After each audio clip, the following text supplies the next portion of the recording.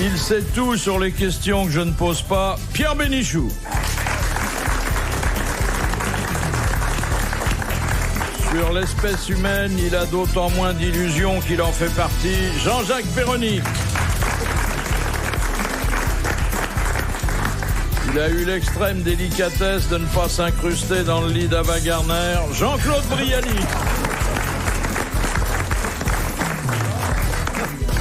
Il a interprété les plus grands auteurs, y compris lui-même. Jean-Yann.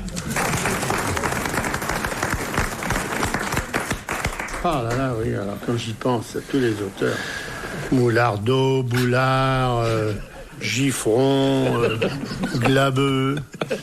Glabeux, vous avez joué Glabeux? Ah ouais. Il était bien Glabeux. Glabeux père, hein. Mais qu'est-ce que vous avez joué le Glabeux père? Tu m'as fait mal avec ton coude.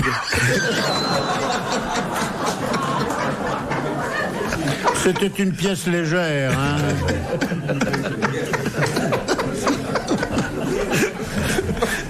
Et de Glabeux fils? Ah mais non, je l'aimais pas. Ah non, Glabeux. C'est pour ça que j'ai bien précisé Glabeux père, parce que Glabeux fils qui était prétentieux. Mais ça me rappelle. Il y avait André Luguet qui était un acteur délicieux et qui se piquait d'être auteur. Et il avait écrit une pièce qui s'appelait La Patronne. Et il était dans le Midi et il écrivait cette pièce.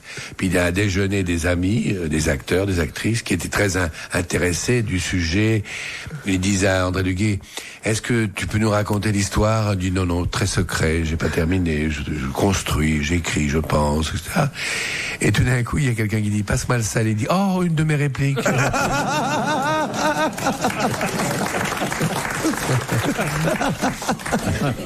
Mais c'est bon, cette familiarité avec les grands auteurs a nourri votre réflexion. Mais forcément, qu'est-ce que vous voulez, c'est comme ça qu'on apprend, hein. C'est pas au lycée, au collège, c'est ses propres lectures, son propre choix. Et quel est l'auteur dramatique, mais alors de l'auteur de tragédie qui vous a le plus marqué? Moulardeau, là, ce que je vous disais, je vous disais, Moulardeau. Et Moulardeau, qu'est-ce qu'il avait fait, lui? Moulardeau, il avait fait des adaptations. Je crois qu'il avait fait un truc grec qui s'appelait Accord Tacite. Ah oui. Et vous l'avez joué plusieurs fois. Mais non, mais moi je fais pas de théâtre, je suis pas comme Jean-Claude. Ah bah oui, moi. c'est vrai, oui, c'est au cinéma. Et pourquoi tu fais jamais de théâtre? Parce que je peux pas, parce que j'ai répété plusieurs fois mon lever du dimanche. C'est-à-dire le dimanche vers 1h30, je me dis si j'étais au théâtre, faudrait que je sois au théâtre en matinée. Ah oui. Ah, t'es pas comme Tapi alors. Il se lève très vite. Alors, des fois, à chaque fois qu'on m'a proposé des pièces de théâtre comme ça, j'ai fait des simulations. Des tests. Ouais. J'étais chez moi vers 3h30, en survêtement, je regardais la télé, je buvais un petit coup, je disais, au lieu d'être comme un con sur la scène là-bas en ce moment. Comprenez? Ah, ça gâche la vie. C'est tous les jours, pareil, il y a tous les jours, on est compte le courage qu'ils ont. Et dire la même chose chaque fois, hein. Oui, non, c'est pas ça. C'est vrai que quelquefois c'est une contrainte, mais une fois qu'on y est, ça va. Mais c'est vrai que c'est quand on est à la campagne qu'il fait beau, on se dit oh là là. Le cinéma c'est bien parce qu'il y a je veux dire on fait ça qu'une fois et en plus. C'est dommage, le théâtre perd quelqu'un parce que des fois quand on fait des gros plans au cinéma, on peut garder son pantalon de ville et ses godasses. Et s'en aller plus vite. Parce qu'on est coupé comme ça. Des fois on fait un plan sur les pieds, alors on garde sa chemise. Donc c'est très intéressant le cinéma. Non, ça a des avantages de cinéma. Des fois on est très loin, c'est pas nous. Ça c'est encore mieux. Il paraît qu'il y a même des acteurs qui arrivent à se coller des morceaux de texte sur les genoux quand y en a. Ils ont peur d'oublier leurs répliques. Salopard. Vous en avez connu des comme ça? Non. Et pareil que maintenant il y a un truc que font tous les acteurs, c'est de dire une réplique comme ça, de tourner la tête très vite, comme ça, et ils ont vu ça avec De Niro. Et c'est De Niro qui avait fait ça parce qu'il marquait son texte sur un bout de caméra, puis sur un autre, sur un portant, il marquait son texte. Alors, il avait plus son texte, il parlait comme ça, il disait comment vas-tu, pop, il se retournait même, tu vas bien aujourd'hui. Et tous les acteurs français de Depardieu en tête imitent ça, ils font sans arrêt ça, parce qu'ils croient que c'est une façon de jouer acteur de studio. Alors, le mec, il avait son texte d'un côté, puis le texte de l'autre, il tourne la tête. Mais ça, c'est valable, parce que moi, pendant longtemps, je collais mon texte derrière le pare-soleil, là, vous savez, dans les scènes de bagnole. Seulement maintenant, je vois plus clair sans mes lunettes. Il faudrait que ça soit gros comme RTL. Sans lunettes, Marlon Brando, il prend tout au prompteur. Il n'apprend rien du tout. C'est pour ça qu'il a ce regard lourd et il lit. Et les hommes politiques, quand ils parlent à la télévision, ils prennent tout au prompteur maintenant. Oui, je crois, oui. Le général de Gaulle, non. Non. D'abord, il voyait rien, donc il pouvait pas lire. Puis il apprenait son texte. Ah oui, des pages et des pages entières, par cœur. Les mecs, au cours des débats, ils n'ont pas de prompteur, mais pour les élections, je crois qu'ils ont un prompteur pour lire leur programme, pour annoncer leur programme. Bah oui, sinon ils oublient. Et ils ont même 2 prompteurs. Oui. De chaque Chirac, dans ses meetings, il a 2 prompteurs, il a 2 écrans de télévision. Comme ça, le texte défile. Comme ça, il peut dire, et comme je vous l'ai dit hier, il y aura. Il chante et on peut pas penser, puisqu'on dit, il tourne la tête tout le temps, il dit, chers amis, je vous dirai en confidence la chose suivante. Et comme ça, on peut passer d'un truc à l'autre. Vous l'avez aussi à votre répertoire, alors. Et vous savez, je suis pas un grand imitateur, mais enfin, j'essaie. Non. Mais ça peut faire rire en famille. Oui, merci beaucoup. Vous écoutez RTL. Philippe Bouvard sur RTL, 4h, 4h30, les grosses têtes dans la nuit des temps. Et Jean, tu en es où avec la ville de Paris ? J'attends avec Coff, nous, mais on va pas commencer à s'exciter comme des puces maintenant, alors qu'il y a encore temps. Il y a encore... Mais Coff, je l'ai entendu dire, on va faire le truc avec Jean, mais il est pas là, je vais peut-être y aller tout seul, il l'a dit, hein. Moi, je suis pas le genre à dénoncer. En temps de paix, je dénonce jamais. Non, c'est vrai. Mais nous, on tient pas vraiment essentiellement à y être. Vous comprenez ? Il nous faut quoi ? Il faut qu'on y soit 3-4 jours, c'est tout. Non. Il faut qu'on prenne un peu, c'est tout. Une fois qu'on a pris, on s'en va. Non, il faut faire le temps. Vous croyez quand même pas qu'on va aller dans les Burlingues, qu'on va traîner là-bas, qu'on va se... être le matin à 8h du matin jusqu'à 8h du soir, rigoler. Mais je crois que vous rêvez, partir les poches pleines, il faut raconter des petites cuillères. Hein. Oh, c'est pas le genre. Non, c'est pas le genre. Non. Regardez, elle fait un énorme travail sur la francophonie. Elle demande pas très cher et après elle rembourse. C'est pas une femme d'argent. Non, puis c'est honteux, c'est du racisme anti-corse, ça, de dire qu'ils prennent et tout. Tu sais, c'est le Corse qui rencontre son copain, il lui dit, qu'est-ce qu'il fait ton fils maintenant? Il dit, il travaille à Air France. Il dit, il vole, il dit, un bidon par-ci, un peu de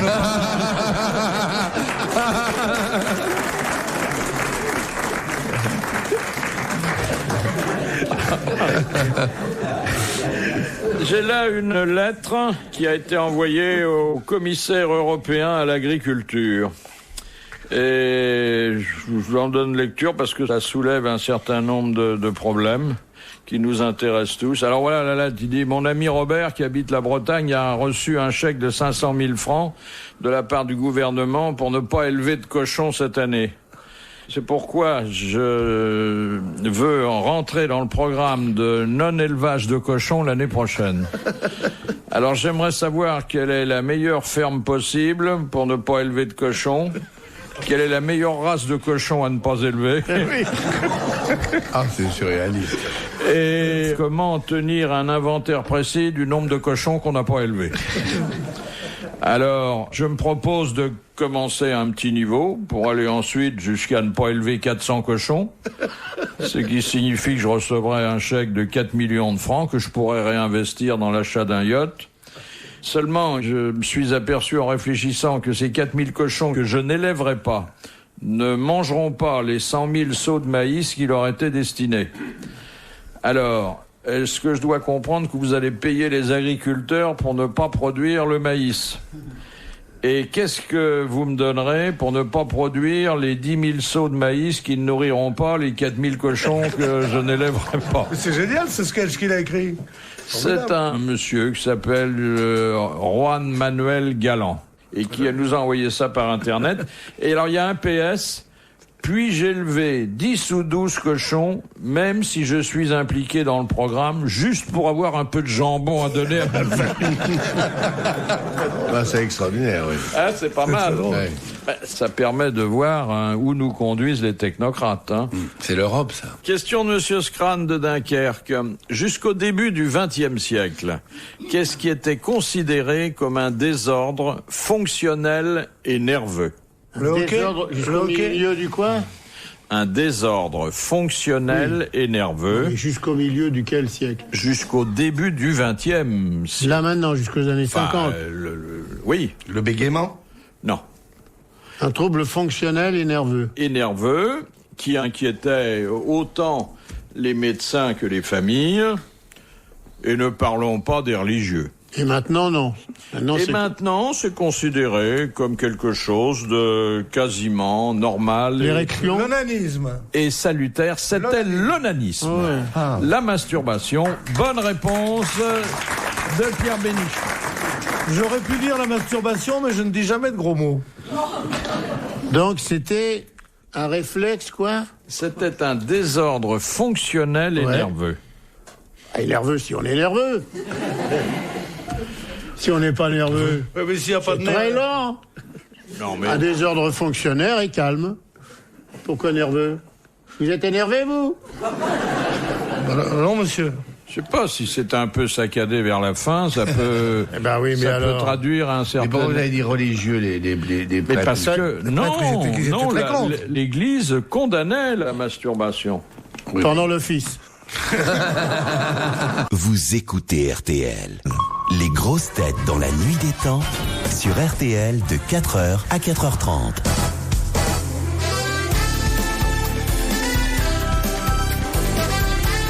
Du rire, toujours du rire dans vos grosses têtes dans la nuit des temps du 23 mars 2000.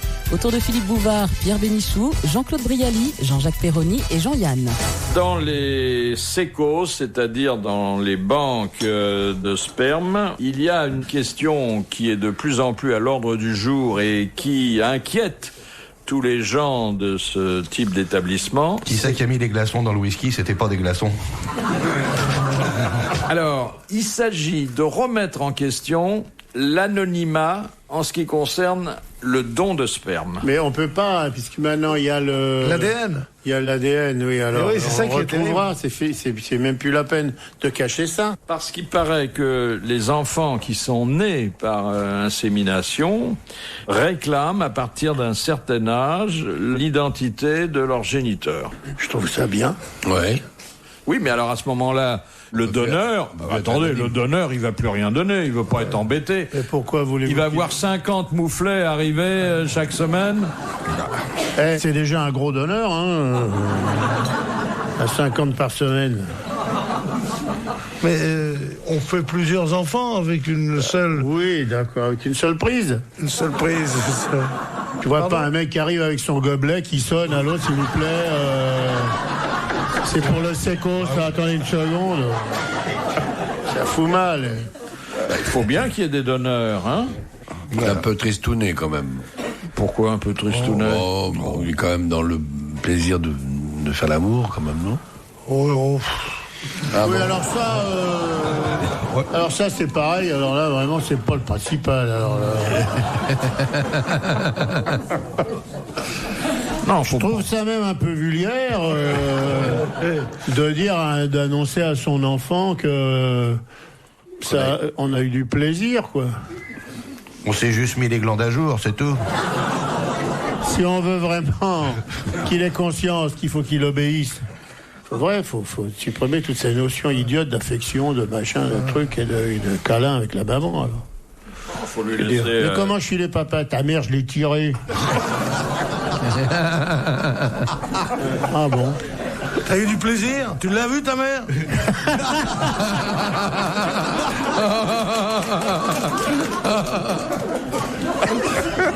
Non, on essaie de dépolitiser, mais Jean-Claude a raison. Oh là là. Rien n'est plus beau que l'amour. Ah, je suis content d'être célibataire. Oui, mais vous pouvez donner le meilleur de vous-même. Oui. Enfin non, vous êtes trop vieux là. Comment je suis trop vieux? Oui, non, mais jusqu'à 50 ans, je crois, après, même Mais 40. si. 40. Non, il peut donner super bien. Yves Montand, il Il y en a moins, mais il peut. 7 ans?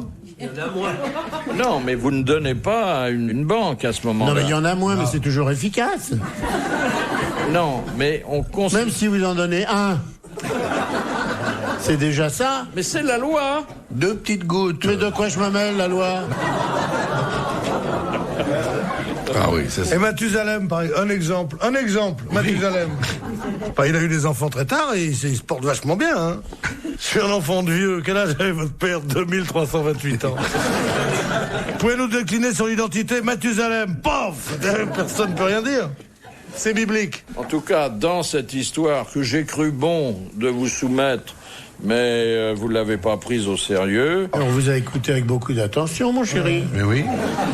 Quoi, on a Simplement, je voudrais vous dire, parce que vous avez fait une intervention là qui peut abuser les jeunes qui nous écoutent, la notion de plaisir n'intervient pas dans ce don-là, puisque la dame est seule avec La seringue.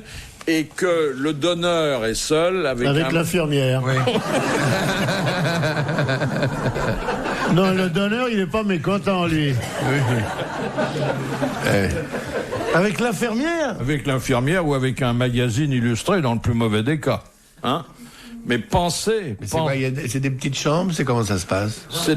J'ai visité, non pas pour donner. Oh là là. Je me demande bien ce qui pourrait l'inciter à aller visiter ça. J'ai fait un reportage sur ces établissements de crédit. Ben voilà. Voilà. Mais je n'ai pas ouvert un compte. Alors, comment c'est? Eh bien, il n'y a pas de guichet. D'abord, moi, si je me présente à un guichet, il faut un escabeau. Hein, là. Il n'y a pas derrière... Un caissier? Attendez, c'est pas votre tête qu'ils veulent voir, là, ils s'en foutent. Hein. C'est pour ça qu'il faudrait que je monte très haut. Escabeau. Là où certains montrent autre chose, lui montre sa tête. Et alors on dit comme ça, bonjour madame, je viens pour donner 3 petites gouttes. Mais non, on vous fait remplir des papiers. Oui. Faire remplir quoi? Dans du papier? Ils mettent ça dans le papier journal, ils congèlent. Remplir. On n'est pas obligé de le remplir, quand même. Non. Non. On remplit un formulaire avant de remplir une éprouvette. Ah, Voilà. Et on vous et laisse. l'éprouvette, on est tout seul avec l'éprouvette? Non, Mais il faut viser, alors, c'est pour ça que je vous dis...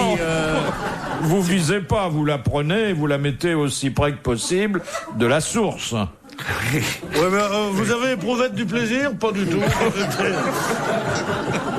Non, mais pour le truc, au lieu de donner une éprouvette, il y en a qui donnent un grand saut. Le type est complètement C'est drôle, pressé. comment... Mais c'est pas une éprouvette, parce que, dites donc, c'est vachement petit l'ouverture de l'éprouvette, là. C'est pas drôle une comment on éprouvette. sombre dans la gaudriole la plus basse, hein, alors qu'il s'agit d'un vrai sujet de société. Il faut au moins qu'il donne une tasse, qu'on puisse la tenir par le... Ah oui, déjà, faut que ça soit oui, une faut que ce éprouvette soit à une manche. Oui, Donc- à manche, ça, je sais pas, c'est peut-être... Une fois que vous avez rempli les papiers, et je réponds là à votre demande d'explication, on vous fait pénétrer dans ce petit salon qui est extrêmement austère et pas gai, hein. Bon, ça y a, c'est Il y a pas le choix quand même après, non, dans le petit salon. Il y a 2-3 magazines. Ah non, mais il n'y a pas des dames qui passent? Mais non, mais non. Parce qu'il y en avait il y avait une banque du sperme... Au One Tutu, ça One s'appelait. Tutu, ouais, c'est ça, Non, non. c'est pas une. Les mecs donnaient comme des marteaux. Hein. Non. Il n'y a pas de vidéo de... Non, ça n'existe pas. Et on, Alors, vous, il n'y a pas du tout de dames. et on vous laisse le temps nécessaire. Voilà. 3 jours. 3 nuits. Et il y a l'infirmière toutes les 5 minutes. C'est pas encore fini? Alors ça vient? Et t'as la photo de Daniel Gilbert dans la... Oh là là. Mais quel enfer. Mais quel enfer. Ah, mais On ferme. Non, il y a encore un monsieur là-bas. non, c'est dire que le donneur est quelqu'un qui ne pense pas à lui Ah oui, ni c'est au un plaisir. sacrifice, C'est un sacrifice. Ah oui. Ah oui, parce C'est un que- vrai don.